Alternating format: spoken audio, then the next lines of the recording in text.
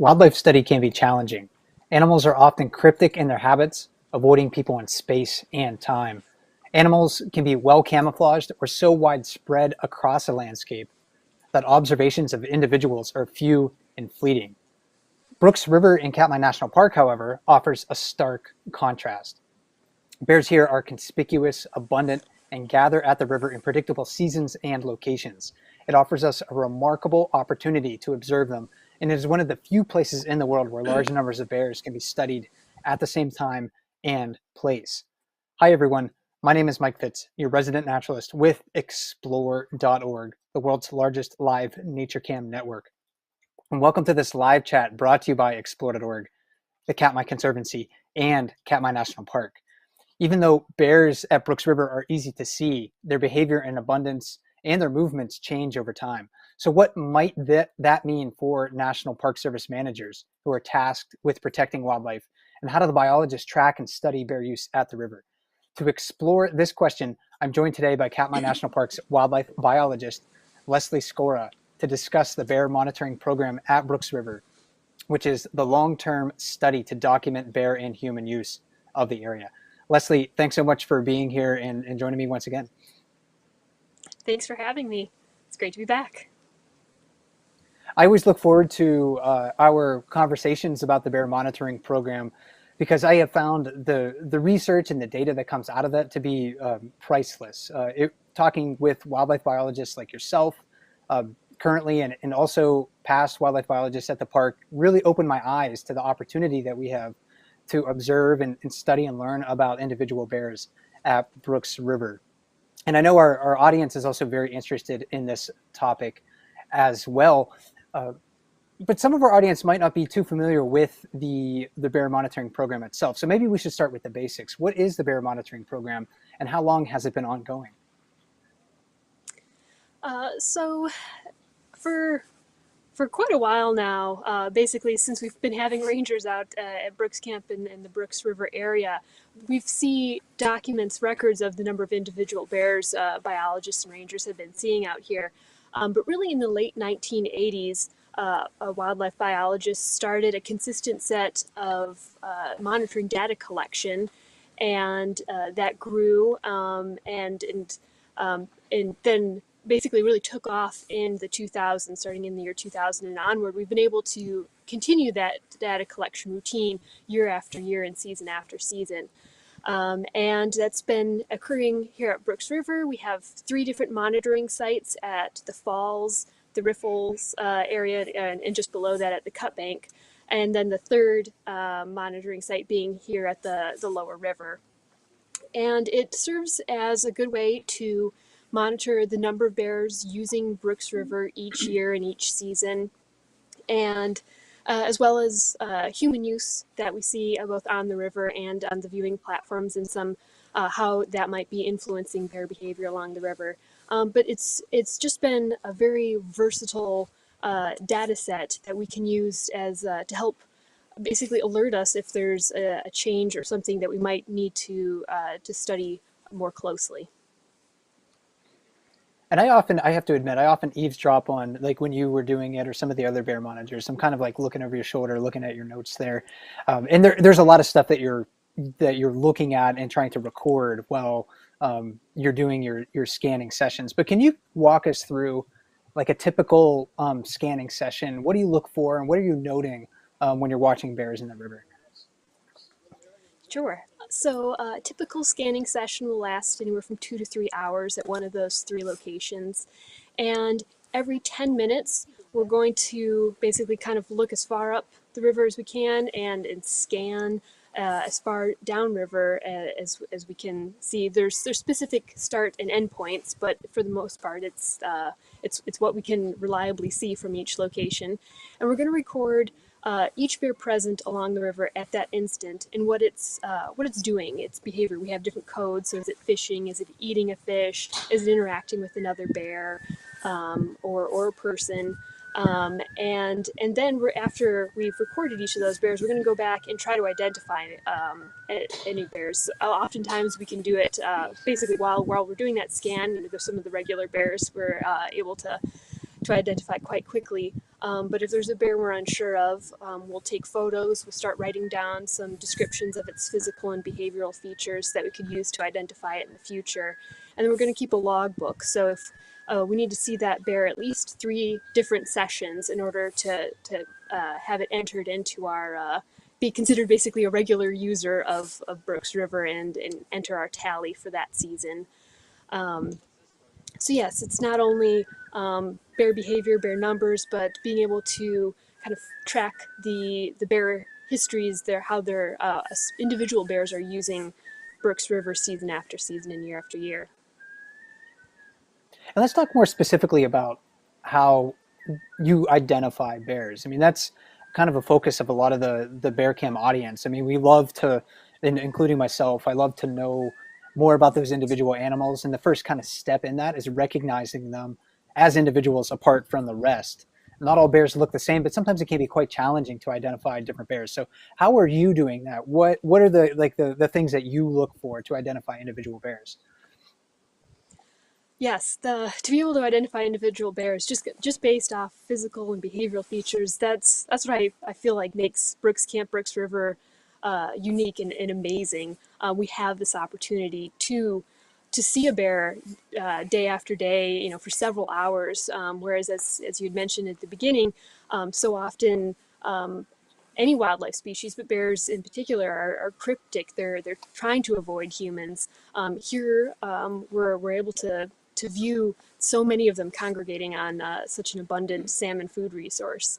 So when I'm trying to identify an individual bear, I'm looking at features such as coat color, if there's any difference of bears having either light ears or a lighter coat versus a darker coat color, any scars that it might have, or any shedding patches. Some of those can change through the season, so bears will be shedding as many people have probably seen throughout July. So we try to note multiple features. So not only that, but how does it carry its ears? Is it more off to the side, or like a more upright ear? Are the ears light rimmed or darker? And then using other features such as like a muzzle shape. Is it a short, blocky muzzle or a long, skinnier muzzle? Does it sort of have an upturned nose? So many. We try to get basically collect a variety of different physical features. It can be include claw color as well. Some bears have very light and almost white claws. Some of them are just maybe lighter tipped, and others are very dark.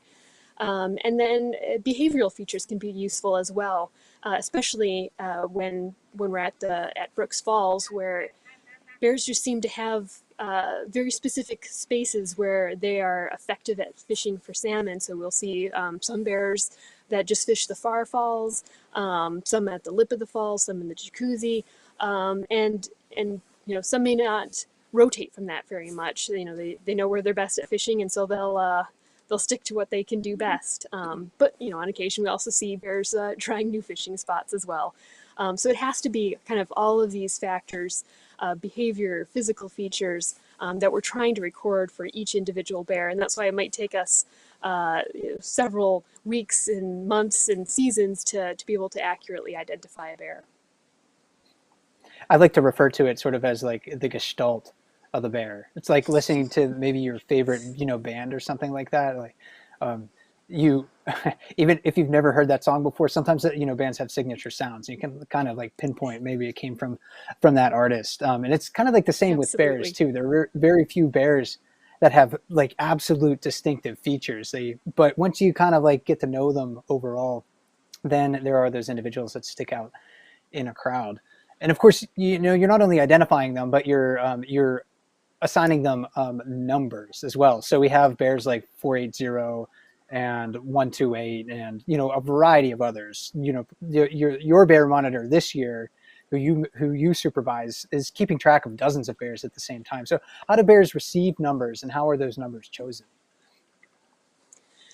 So a bear has to be seen during at least 3 or more monitoring sessions in order for it to receive its official number designation.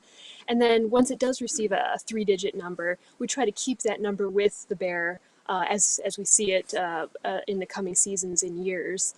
If for some reason we just can't get a good grasp of the identification of a bear, we would assign it a new number. But yeah, so each year we pick a different hundreds section. So as to whether it's a 900 number or a 300 number, a 400 number. So it kind of progresses through time, but it's not meant to mean anything. So like 2014 bears weren't in the 400s, but it does give us a little idea as to how many bears each year we've new bears we've identified through time. And the next few questions that I have for you have to do with the changes that we've seen at the river in recent years and also this year.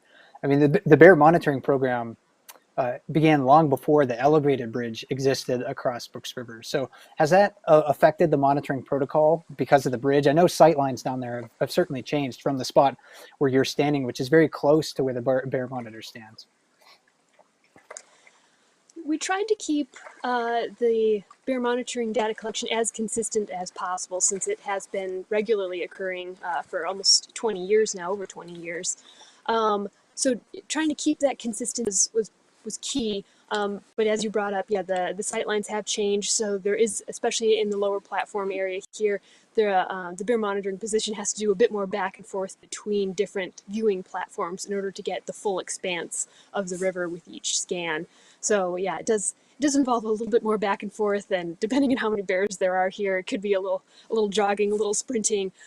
So you get a little bit more activity with your day now that we have the elevated walkway. And a question about human use of the area, and this is also something that somebody was wondering from our audience as well, that dropped a question similar to this in the comments. So I hope it'll answer that, both of these questions at the same time. But regarding the new bridge, your staff has also done some work to document bear behavior in relation to the bridge. So are there any insights or results from that you can share, or are you still just kind of in the data collection stage? We are still in the data collection phase.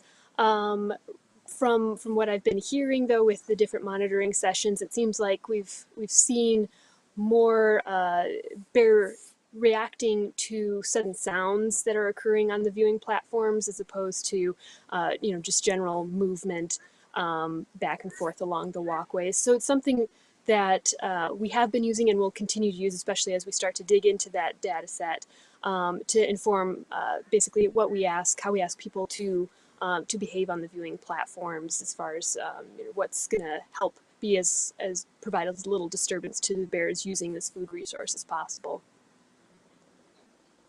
And the patterns of bear use at the river are changing too. So it's not only like the infrastructure that's changed recently, but we've also been seeing larger than average salmon runs in recent years. More bears seem to be using the river in August, as well as the falls area in September and October. And those are things that really weren't typical, or I should say the experienced staff when I first came to Brooks River thought was typical. So have you considered establishing like a new monitoring schedule to cover those times of the year? And if so, would that require additional funding or more staff? Because right now, the monitoring season for like the Brooks River isn't happening. That's usually like a July and like a late summer and fall thing. Correct. Yes, we have been seeing some of these changes in use patterns, and it's something that we definitely think about each year. But we're still seeing a majority of bear use of Brooks River during July and then during the September season. So for now, we're keeping the monitoring protocols as is. If there is something that starts to come up where we want to ask a more detailed question, then that's when we might consider either continuing the current monitoring protocols later into August and into October, or coming up with a set of protocols that's a little bit more focused on a question that we want to answer. So if it's something about difference in bear behavior or bear-human interactions as to whether or not that's increasing and be closer to camp, we would be able to better target it, I guess, once we if there's a specific question that comes up. And there's another part of the park too that you do a monitoring study at, and that's the Moraine Creek area of Katmai National Preserve. So it's not officially within the national park boundary, but it gets a lot of visitation at this time of the year. So like mid-August is like prime time there for bears and for people. So how is that study the same, or how does it differ from the bear monitoring study at Brooks River? It is. It's fairly similar. It is going on right now. We have the current bear monitoring technician. She's out leading the first week, and then I'll be visiting there next week. And it's similar that we'll conduct the same type of scans where we're recording bear behavior, bear numbers at one time at a specific time, and the number of people visiting the area. But since we're only there for usually around 2 weeks, we don't have the ability to identify individual bears as reliably as we do here. There's some very distinct looking bears that we can recognize from season to season, but for the most part, it's a lot more difficult since you don't have basically day after day and several months leading up to it in a great photo documented library of all of these bears. So we are not able to follow the individual life histories of the bears like we do at Brooks River, but we can still get an idea as far as the salmon run timing in the area, bear use of the river at that time, and whether the run might have occurred, salmon run might have occurred a little earlier in the season or later in the season, how many bears that have been drawn to the confluence of Moraine and Funnel creeks, and kind of how visitation has been changing through time and how that might be impacting bear use of that area. So a lot of similarities, but it's a little bit limited in the fact that we don't have the individual histories of bears there. And I should also mention too, that's a very interesting sort of like habitat. It's higher in elevation than Brooks River. So if anyone watching at home has watched the Dumpling Mountain cam, it's sort of like that habitat on top of Dumpling Mountain, only with a lot of bears and salmon at this time of the year. So it's a pretty neat spot. It's very beautiful up there if you ever have the chance to visit. And I only got the chance to go up there once. So I'm a little envious of, in a good way, of Leslie's opportunity to go there frequently. But I did want to congratulate you, Leslie. Yeah, for sure. We'll have to make a trip up there. And I do want to congratulate you because you recently completed your Master's of Science research, and you haven't published your thesis publicly yet, but that's coming soon.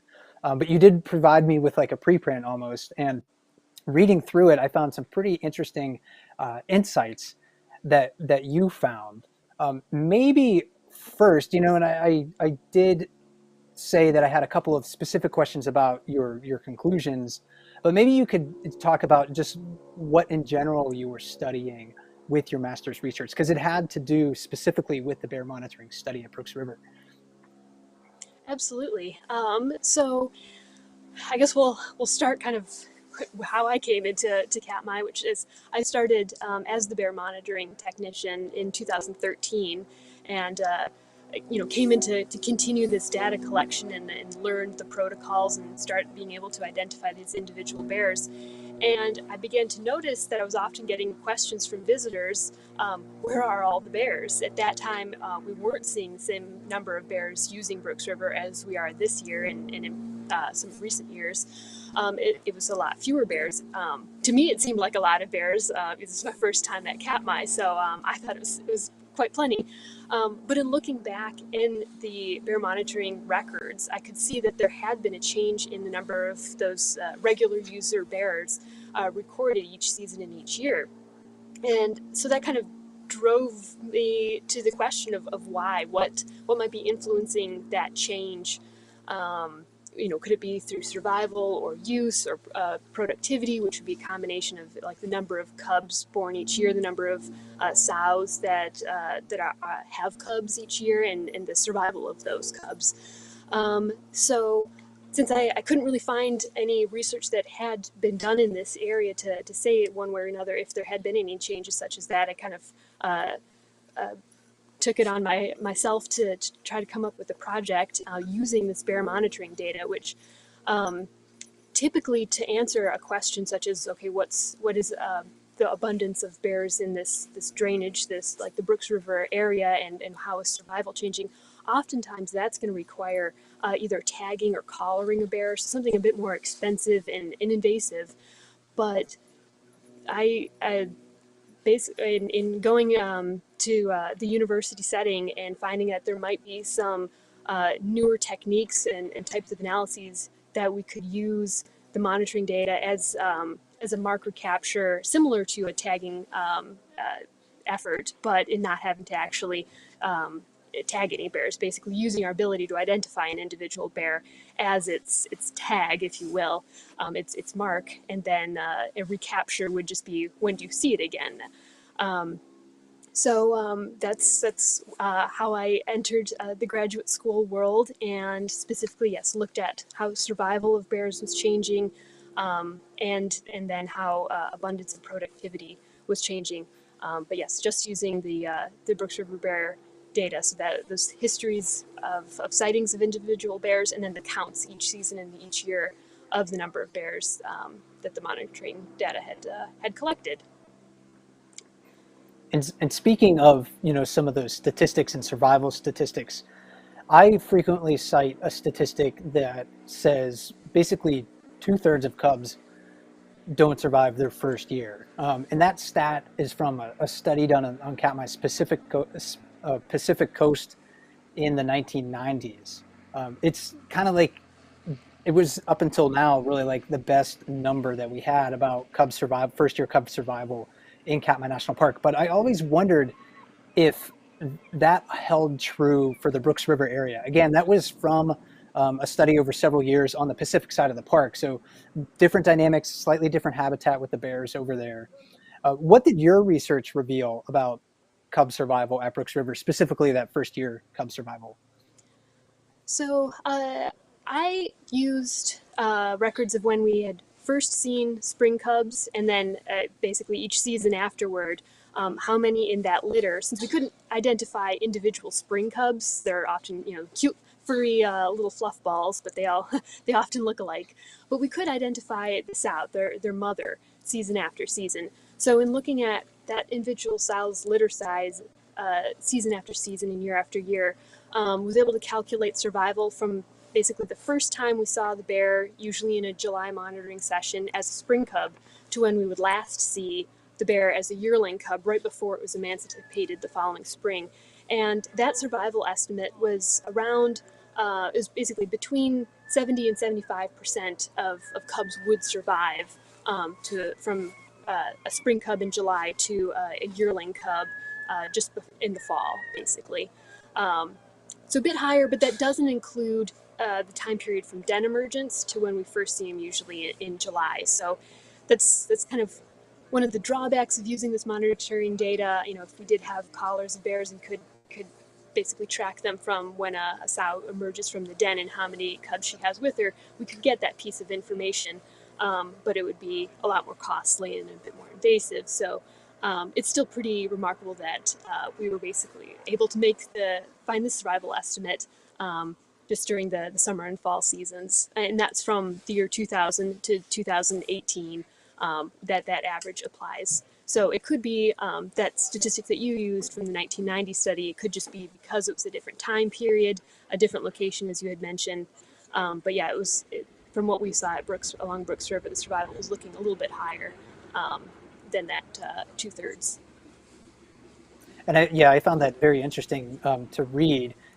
So again, if you're watching the spring cubs on the bear cams and you're wondering about its likelihood of making it through the rest of the summer, it seems like once they make it to Brooks River, they have a pretty high likelihood of doing so. So you can maybe rest a little bit easier at night knowing that we have the numbers to back that up.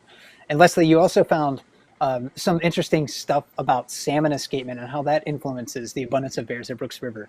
I think a lot of people kind of understand more salmon eventually equals more bears, but it's not always like that in expected ways, as you sort of discovered by going through that data. So what nuances did you discover about that?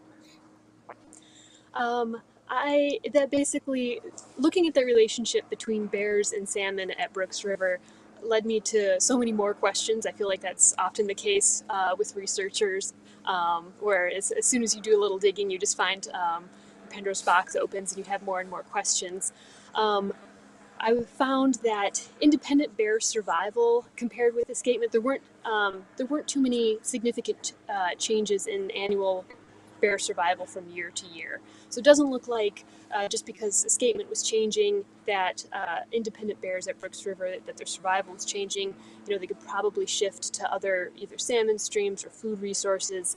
So we just didn't seem to be reaching that threshold of salmon escapement that it might impact bear survival.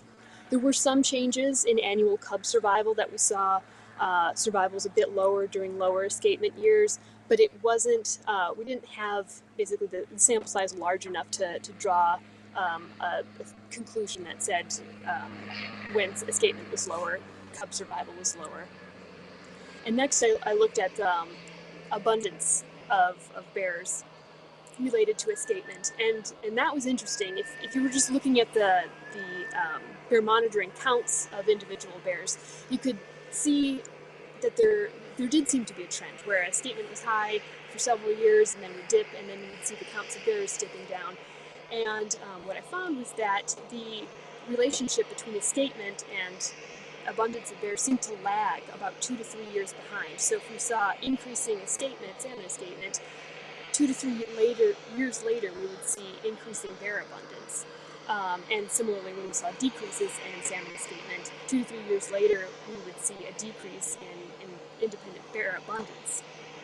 But in continuing to dig a little deeper, when we then tease out sort of what part of the population of bears is changing, it's specifically the adult males that were showing that 2 to 3 year lag.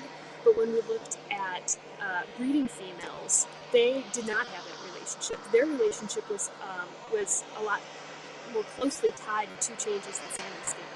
So when escapement was high during a given year, abundance of breeding females would be high that same year, no lag. And then similarly with when escapement was low, we were seeing lower numbers of breeding females. And so that suggests that it's a bit more of a behavioral change rather than a change in either productivity or abundance and survival, that perhaps females with cubs are choosing not to come to Brooks River, and they're avoiding the competition at Brooks River, and maybe they're selecting either other food resources or going to very small salmon streams that we have along either Brooks Lake or Knack Lake, and they're choosing to use those streams. Maybe those streams will be a little bit less productive and could only support 1 or 2 bears, but it's less competition than you might see at Brooks River. So it was interesting to see that it's not the same throughout. Those adult male bears are probably a little bit more willing to tolerate competition for a couple of years, even if escapement was lower. They would, perhaps you could say, tough it out a bit before trying other food resources and other locations. And so that's why we're kind of seeing that lag with that age group.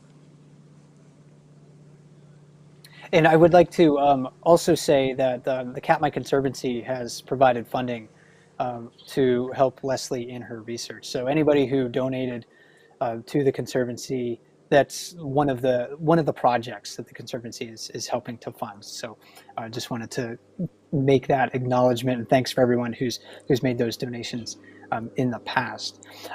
Before we conclude our broadcast and maybe get to a few audience questions, Leslie, I have a couple of additional questions for you. One I think is a really important one, but how does the bear monitoring program help the National Park Service better manage and protect bears at Brooks River? Well, I'd say it gives us a long-term look at an individual bear population. So often when we're trying to study this species that's very long-lived and is kind of longer to reproduce, researchers have to just study 2 different populations for a short amount of time to try to draw conclusions about different environmental factors. But here we have over 20 years of data of this same population year after year. So it helps inform us of what the normals are, and then what's abnormal. So when do we need to take a closer look at something such as a change in behavior or changes in use patterns through time. So I'd say, yeah, it's incredible that we have this data set to warn us and to also let us rest at ease when we think something's maybe amiss. Something like this year when we saw a much later return of the salmon. But if you were to look back at previous years of data collection, you could see that, well, actually this has happened, 2010, 2011. It's happened before. It's okay. And one final question from me before we get to audience questions is, if you could dream just for a moment, if money, people, staffing weren't an issue, what would you want to study the most about bears in Katmai? Well, I would say, after having just completed the master's project research, um, I was really hoping to be able to draw a relationship between a change in cub production and productivity and salmon escapement, because it just looking at graphs and stuff, that's what it really looked like it would be. But I wasn't able to tease apart an actual change in productivity versus that change in use pattern I had mentioned, especially between the breeding females, sows with cubs. So I'd really like to pursue that further to see if can we has there actually been a change in cub productivity along Brooks River, and might we see that elsewhere throughout Katmai National Park? I think there has been, just from observations here. It does seem like, yes, when we've had lower escapement, there we see fewer cubs, and I think that would hold true throughout the park.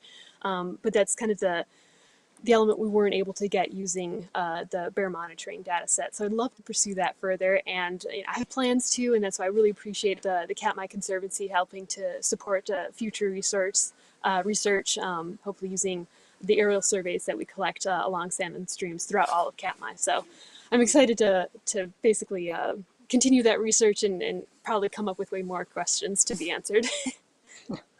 And I'm looking forward to learning more about that as well.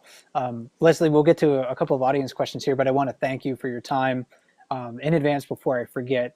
It's been a great conversation, and I also would like to say that the bear monitoring program at Brooks River is really unique in America's national parks. I know of no similar study in our national park system. So every bear cam watcher who's ever identified a bear has benefited in some way from the knowledge gained from that study. And through that study, we're able to know the bears a little better each year. And it's a long-term effort. It really helps us to satisfy the public's curiosity. And it also helps the National Park Service better protect the river's bears. And sometimes those two things aren't mutually exclusive, or sometimes it's hard to meet the demands of both of those needs. But the bear monitoring study helps with that for sure. So let's try to get to a few audience questions here. If you want to stick around, the no-see-ums there aren't too bad for you. I know you maybe were mentioning that before the broadcast, that they're out and they are abundant. So first one here in our queue, in your monitoring study, do you attempt to discover where the bears go to their den and whether they return to the same den each year? We have tried to locate dens using similar aerial surveys and just through hiking locations such as Dumpling Mountain behind me here, but we haven't connected individual bears with individual dens. That would likely require collaring of the bears so we could track them through time and not have to basically stand behind them wherever they go once they leave Brooks River. It would, from really early studies in the 1970s when there was a collaring effort, they did find that a lot of the bears using Brooks River did den in the local area, so on Dumpling Mountain, Katolanat, and Lagorce. So it's, for the most part, it seems like there's such a great food resource. Why travel far if you don't have to? But there are definitely bears that can travel hundreds of miles in just a few days, and so if they want to, they definitely can. But yeah, we don't have that detailed of information at this time. And a couple of weeks ago, and I think this story in itself sort of resolved not that long ago, but 708 Amelia was separated from one of her 2.5-year-olds, and it was separated for several days. So a viewer was wondering how many sightings would that separated cub have to be seen by the bear monitor before it got a number. And I should mention, maybe before you answer that question, that we did see that family reunited. I think at least last time we saw them, so they are back together overall. But yeah, what about if you see a separated cub like that, does it get assigned a number eventually? Usually, so kind of the first experience that I had with this was when 402 had her cub that was separated from her and was eventually adopted by bear Right. 435. And that cub did receive a number that year that it was separated. Um, and so I would say it's less about the number of sightings that we'd have it as independent, but basically at the end of that monitoring season, if we had seen it a number of times as independent and it ended that season as independent, we would probably then assign it its own identifiable number, so that if it comes back the following season, we could identify it as such. So it's And I more about a remember, little bit more how you left it rather than what's going on at the moment. some that was some interesting times when the now bear we call 503 was separated from 402, basically separated from mom like normal, but at an odd time of the year. It wasn't, and at an odd age too. It was a year earlier than normal even for 402, and a little bit later in the season that she ended up separating from that cub. And I do remember another ranger at the time, Roy Wood. He was almost like begging you, like, please just give it a number so we have something to call it on the radio, because it was always around camp. It was always around the lodge. Sometimes it was climbing trees near the lodge and causing traffic jams in that sense. So I think maybe that was one reason why he eventually got a number sooner than some of these other bears. Because otherwise, we were on the radio. You might remember and be like, oh, that yearling who's was separated, but maybe came back with its mom, but is separated again, is coming towards. So to be succinct, not that the audience really It needs to know that definitely much information, it definitely but helps, yeah, anyway, that's keeping things succinct and yes, that at least all ended well with that story. But yes, yeah, had it actually rejoined 402, then we probably would have given it a number, and if it had a litter at that time or litter mates to join. It might have then been hard to separate it back out again as 503.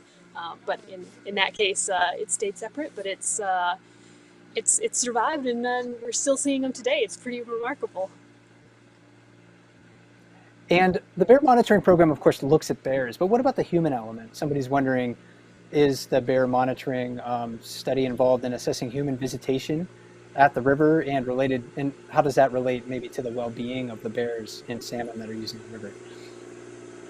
Yes, the bear monitoring did part of how it was developed was to look at how the human element, as both people on the river and people on viewing platforms, might impact bear behavior and bear use of specific sections of the river and just the river in general.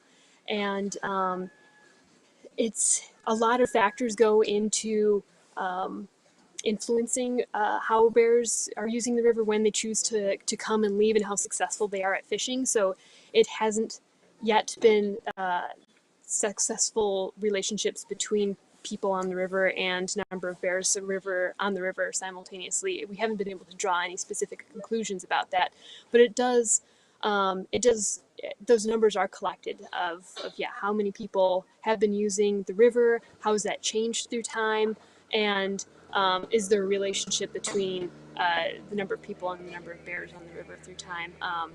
But yeah, so many factors influence that. A number of salmon moving through the river at that time as well can impact the success of bears fishing and so on. So it's it is something that we monitor with the number of people, but have yet to see a conclusion that it would that we would need to change a management strategy for yet. And a couple more quick questions before we conclude here. Somebody's wondering, what numbers will you assign to bears this year? Well, that will be for the monitoring technician this year, Tammy Carmack. She's been with us for a number of years now, so she'll be assigning the bears for both the July monitoring season and this coming in September. So I'll leave it to her to do the numbering and figure out how many new bears will be numbered to this year, and she'll be passing that along once that's ready to go. So But they'll unfortunately, all be within I'm a little bit less on. I'm less on the day-to-day news as far as the bears go, and more in the bigger picture. But it's still very exciting to once. Mike, I'm a huge bear fan, and having you explain things is such a special thing. What made this bear season so unique? 100 series. And then final question for you, Leslie. Can you share your favorite bear to watch if you have one?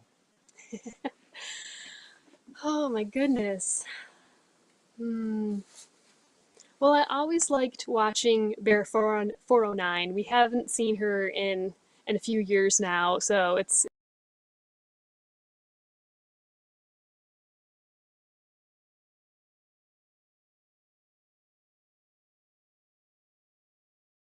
but I just enjoyed that she could basically be successful at most any, and then at the falls, fishing the lip of the falls, especially, back in around, 2013, 14, we didn't have that many bears that would fish the lip of the falls. And she was one of the few. So I think for that, I always enjoyed watching her.